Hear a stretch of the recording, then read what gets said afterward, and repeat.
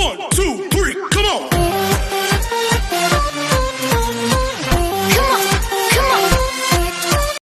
Hello beautiful people! Welcome back to my channel. This is your Mama Sam. Hola mga amigo, amiga, kumare at kumpare. Kamusta kayong lahat? Sana lahat po kayo ay okay at safe ngayong araw na to. At syempre kung ako naman ang tatanungin nyo, nakikita naman ninyo ang beauty ng lola ninyo ngayon. Fresh overload pa rin, di ba? Ganyan talaga kapag uminom ka ng maraming vitamin C at tapos kumakain ka ng maraming hotdog. Dahil sa hotdog, naloloka ang beauty ng Mama Sam ninyo. So yun, so kamusta naman kayo mga amigo, amiga, kumare at kumpare? Sana lahat kayo ay kasing fresh at kasing ganda ng Mama Sam ninyo. Nakakaloka, no? Bilis ng araw. My God, kanina nagsimba ako, tapos nag-silent night na doon sa simbahan. Nagpatugtog na sila ng Christmas song. Ang saya-saya.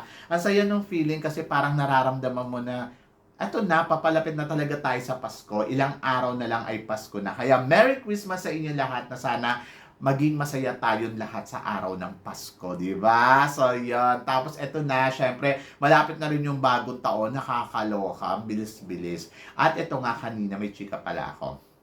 Pagbaba ko sa baba kanina, nasa lubong ko si Mr. Toyota. Tapos sabi niya sa akin, "Oh, kamusta ka na? Ang tagal kitang hindi nakita." Tapos parang feeling ko, ramdam na ramdam ko yung ngiti niya na sobrang namiss ako. Sobrang shaken siya sa akin. Tapos hindi lang yun, niyakap niya ako, nagulat nga ako kasi parang yung pagyakap niya sa akin, yung alam mo yun, yung ang pisil nung yakap. Buti na lang mabango ako kanina. Charot.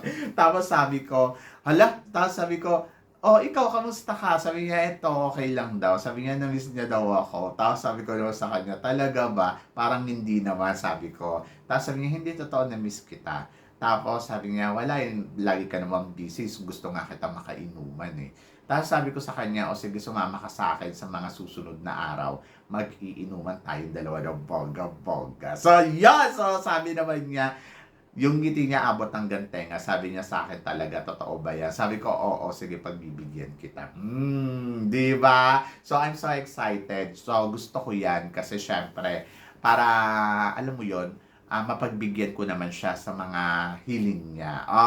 Basta wala nang mangyayari kasi syempre I'm afraid. Charot. So, yun. So, eto na, marami tayong chika ngayon. Pero bago ako chumikas, gusto ko muna mag-shoutout sa inyo ng bonggang-bongga at magpasalamat sa walang sawang suporta na binibigay ninyo dito sa Mama Sam Vlog. And then, of course, syempre, shoutout kay Christine Ann Perez na talaga namang nakabalik na ng Italy. Kamusta ang paglalakbay? And then, of course, gusto ko rin batiin si Rona LB na nakabalik na rin sa bahay niya. So, yan. So, syempre sa inyong lahat, maraming salamat. Binabati ko kayo ng Merry Christmas and then, of course, Happy New Year. O, di ba? Ang aga. Para, syempre, araw-araw Pasko. Yan. At ito na nga, marami tayong chika ngayon na talaga namang, magtataas ang kilay ninyo sa mga pag-uusapan natin ngayon. Kaya, guys, wag na nating patagalin. Para sa unang chika, Mama Sam, tingin mo kay Bella Ismael, kung sasali siya sa Miss Universe Philippines, tingin mo mananalo kaya siya? Why not? Kung paghahandaan naman niya ang Miss Universe Philippines, mananalo siya. Ngayon, ang sabi ng gano'n, nung hindi na daw sila tatanggap ng mga kandidata na, alam mo yun, bigla na lang sasali dito sa Miss Universe Philippines, kailangan dumaan sila sa accredited partner. So ngayon, kailangan kausapin niya yung accredited partner na siyang i-appoint na bilang isang kandidata ng Parañaque. Kasi Miss Parañaque to, di ba? Alam niyo, sa totoo lang, inaabangan ko din sumali to kasi parang feeling ko kakabugto ng bonggang-bongga. I love her beauty. Lalo na ngayon, mas lalo siyang gumanda, mas lalo siyang nagmukhang smarte. At syempre, ang pamangkin to ni Margie Moran. So syempre, excited tayo kung sasali to si Bella Ismael sa Miss Universe Philippines. Noong last time na sumali siya, nag-first runner-up siya, di ba? So ngayon, baka title na. Charot! So yan. Bakit hindi? Si Michelle din nga, di ba? First runner-up muna, tapos biglang title. Pero depende yon sa paghahanda na gagawin niya para makuha niya ang corona. So naniniwala naman ako na kayang-kaya to ni Bella Ismael na sungkitin ang corona ng Miss Universe. So kailangan lang niya ng timing. Kaya lang, Diyos ko, ang dami sasali ngayon na nakakaloka. Di ba? Nandiyan sila Atisa Manalo, andiyan dyan naririnig natin Samantha Bernardo, at kung sino-sino pa. So, good luck. Pero sabi ko nga, kung gagalingan niya, makukuha niya yung corona, di ba? So, yun. So, abangan natin yan. Kamukha siya ni Margie Moran, no? So, gandang-ganda ako dyan. At para naman sa sumunod na chika, Mama Sam, tingin mo, Krishnan Gravides, masusungkit kaya ang corona ng Miss Charm? Depende yan. Depende yan sa ipapakita ni Krishnan. Pero kung ganda ang pag-uusapan at charm, punong-puno naman talaga ng charm ang beauty niya. So, parang feeling ko, kakabog ng todo-todo. I love her beauty. Yung morena beauty na, alam mo yung Pilipinang-Pilipina yung dating. And then, of course, gusto ko na makita ko ano ang ipapakita niya sa entablado ng Miss Charm. Di ba? Nung last time, naka-first runner-up tayo. So, this time, hindi ko alam. Di ba? Malay mo, masungkit niya yung corona. Kasi kung ganda ang pag-uusapan, tapos styling, talagang winner naman to si Krishnan. Kaya lang, syempre, depende pa yan sa makakalaban niya, kung sino pa ba yung mga makakalaban niya. Kasi, Miss Charm to, for sure, mga charming din yung makakalaban niya, di ba? Kaya abangan natin siya ng bonggang-bongga. Piling ko tatumbling to ng todo-todo dito sa Miss Charm, di ba? So yun, pwede din tong pang Miss Universe sa totoo lang. Gusto ko yung beauty ni Krishnan Gravides. Hindi ko alam. Gandang-ganda talaga ako sa kanya. Yes. At para naman sa sumunod na chika, Mama Sam, Michelle Arceo. Tingin mo, hahataw kaya to sa Reyna Hispano-Americana? Napanood ko yung niya, yung introduction niya. Grabe, ang ganda-ganda at ang galing-galing ni Michelle Arceo magsalita. Sa totoo lang, I love the way kung paano siya mag-deliver ng kanyang Spanish language. Talagang inaral niya. At ayun, excited ako para kay Michelle Arceo. Alam naman natin to kapag lumaban din. Hindi rito basta-basta nagpapakabog, di ba? At parang piling ko pinaghandaan niya ng bonggang-bongga ang laban niya sa Reyna Hispano-Americana. Sana mauwi niya ang corona ng Reyna Hispano. Kasi parang piling ko, deserve ni Michelle Arceo na makapag-uwi ng corona. So, katulad nga niya, di ba? Hinataw niya nga yung kanyang Spanish, no? Di ba? So, ibig sabihin, talagang handang-handa na si Michelle Arceo para sa laban niya sa Reyna Hispano-Americana ngayon darating na buwan, di ba? So, I'm so excited. Excited na ako kay Michelle Arceo kasi parang feeling ko kaya niya talaga makipagkabugan sa mga kandidata. Ito yung kandidata na kapag inilaban mo, talagang pumapalo at naniniwala ako na papalo siya dito sa Reyna Hispano-Americana. So, last time parang naka-third runner-up ba tayo? So, parang, hindi. Oo, maganda yung position din natin nung last time So, parang feeling ko this time, kakabugto ng bonggang-bongga. So, ang Reyna Hispano naman, mga Latinas, di ba, yung mga kalaban nila dito. So, parang feeling ko kaya to ni Michelle Arceo. Laban lang, anak. Kaya mo yan. At para naman sa sumunod na chika, Mama, sa mga beauty queen ngayon na mula sa mga Latina, kanino kang mas nagagandahan? To be honest, di ba si Miss Grand International, si Miss Peru, nakita ko na siya sa personal. Maganda naman siya, tapos talagang maganda yung personality niya. I like the way kung paano siya makipag-interact sa mga tao. Tapos gusto ko din yung smile niya, talaga sobrang ganda. Pero kung tatanungin mo ko sa kanilang apat, kay Miss Supranational, kay Adria Aguilera ng Ecuador, and then kay Shanice Palacios ng Nicaragua, Miss Universe, at saka si Andrea Robio ng Venezuela, tapos si Lucenia Porter. I think gusto ko si Miss Supranational. Yes, gusto ko yung beauty niya. Kasi yung beauty niya, alam mo yun, pag inayusan mo siya, talagang kumakabog ng bonggang-bongga bilang reyna. So, gandang-ganda ako sa kanya. Kahit yung lumalabas siya sa Supranational, gandang-ganda ako sa kanya. Di ba sabi ko nga na mukhang ito ang mananalo sa Ecuador. Kasi nga, ewan ko, may something talaga sa mukha niya na kakaiba. May kinang ako nakita. And then parang feeling ko, yes, sa Ecuador ang isa sa mga pinakamagandang reyna ngayon dito sa mundo ng pageantry. Ngayong taon na to sa kanilang mga Latinas. Tapos, yung iba naman kasi parang, yes, maganda sila, pero mas kabog ang beauty talaga ni Ecuador ng Supranational. So, kayo ba? Kanino ba kayo nagagandahan? Sa akin ba? Charot! So, yun. Ako, para sa akin, Ecuador, ng Supranational ako nagagandahan. So, yun. At para naman sa sumunod na chika, Mama Sam, bakit si Impa hindi mabitaw-bitawan ni Mr. Nawat? To be honest, parehas naman sila nagbe-benefit. Kumbaga parang si Impa din hindi niya rin mabitaw-bitawan si Mr. Nawat kasi after niyang manalo ng Miss Grand and Miss Grand first runner-up international ay alam mo yon no ginawa ni Mr. Nawat na binigyan pa siya ng another contract, 5 years, at pumirma naman siya. 7 taon yata, kung hindi ako nagkakamali.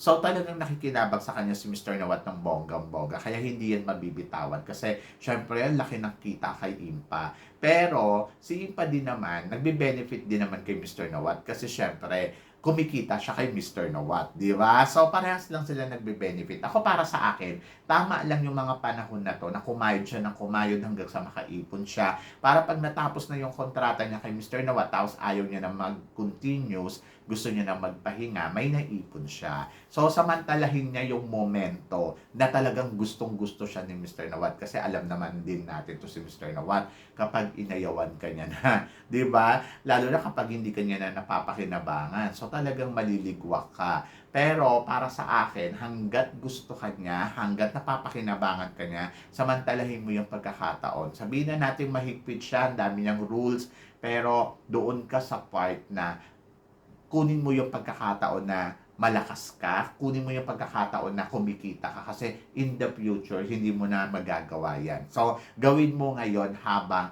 nakikinabang ka sa kanya. So, yan. So, okay lang yan. Parehas naman sila nagbe-benefit din, di ba? So, ako para sa akin, love each other. So, spread love more than hates, di ba? So, si Mr. Nawat, nakikinabang sa kanya. Si Impa, nakikinabang sa kanya. Eh, di magsama silang dalawa. Charot! At para naman sa sumunod na chika, Mama Sam, tingin mo, ang Colombia ba talaga ang tinig sa Pilipinas sa bawat laban natin sa beauty pageant, especially na sa Miss Universe? Alam mo, sa totoo lang, ilang beses ko na ito napanood eh. Yung tipong isa na lang yung tatawagin, tapos nandun pa si Philippines, tapos nandiyan pa si Colombia. Laging Colombia yung tinatawag, nakakairita, sa totoo lang. So, naiirita ako sa ganong momento. Simulan natin kay MJ Lastimosa, di ba? Isang-isa na lang. Tapos, ang tinawag ay Colombia, hindi si MJ Lastimosa. So, ligwak siya. Tapos, yun doon din kay, kanino ba to? Rachel Peter. So, si Rachel Peter, parang isa na lang din ang slot. Tinawag si Colombia, naiwan si Philippines. Di ba? Tapos, eto so, nung mga panahon na yun, hindi ko pa masyado, parang tanggap ko pa. Pero ito talaga, nag-hope ako nung kay Celeste Cortesi. Si Celeste Cortesi, parang hinihintay kong tawagin. Tapos nakalimutan ko nandun pala si Colombia. So, hindi natawag si Celeste, tinawag si Colombia. Oh, di ba? At ito pa, talagang nakakaloka tong momentum to. Yung kay Michelle D. Hinihintay natin tawagin si Michelle D ng bonggang-bongga. Tapos ang tinawag ay Colombia. So, saan ka pa? So, yan yung mga pagkakataon na talagang, alam mo yon, parang nagiging magkatapat ang Colombia saka ang Philippines dito sa sitwasyon na ganito. So, nakakaloka lang. Ang nakakairita. Alam mo yun, yung tipong magagalit ka sa Colombia kasi parang, mas pinabura ng Colombia, ganon. Pero no matter what happened, ako kasi naniniwala ako yung kandidata natin ay laging the best. Naniniwala ako na ginawa nila yung lahat ng kanilang makakaya. Kaya lang, aminin din natin, ang Colombia kasi ay isa yan sa mga tinik sa Pilipinas dahil sa sobrang sexy nila. Basta pag naiwan pa ang Philippines at Colombia, asahan mo na ang tatawagin dyan Colombia. So, yan! Nakakaloka. So, ganun talaga. So, may katapat, di ba? But, ako, aminado ako, magaganda ang mga Colombian. Sa totoo lang, mga sexy pa sila. Sa inyo ba? At ito, sumunod na chika. Liana at Duana nagpasabog na kanina sa kanilang press con dito sa Miss Earth. Yes, rumampala ng bonggang-bongga si Liana na nakakaloka yung rampa niya, ha. Kung ako sa kanya, sa totoo lang, ingat-ingat siya. Charot. Mag-ingat siya sa galawan niya kasi parang feeling ko ang lakas maka-Miss Grand ng mga atake niya. Parang delikado yung mga ganitong atake kasi parang feeling ko yung the way kung paano siya manamit, talagang ang sexy naman. Tapos kung paano siya maglakad, nakakaloka. Talagang kabugera. Pero kasi, itong mga nakikita kong galawan, don't get me wrong ha, sa Miss Grand ko to nakikita, yung mga ganitong atake. So, ewan ko sa Miss Earth kung papasa sa kanila yung mga ganitong ano. So, dapat mag-ingat lang konti itong si Liana Aduana. Kumbaga, parang hinay-hinay. Huwag masyadong parang atake yung dating. Na, alam mo yun, nanlalamon. Kasi, ang ending, baka ikaw ang malamon dyan ng buong-buo. So, dapat medyo classy lang yung dating, sophisticated, or ganon. Huwag masyadong bardagulan. Kasi, parang feeling ko maaga pa naman para makipagbardagulan. Rumapa ka ng todo kapag at swimsuit round, kapag yung mga may eksenahan na, yung mga ganon. Pero yung ganito, parang feeling ko,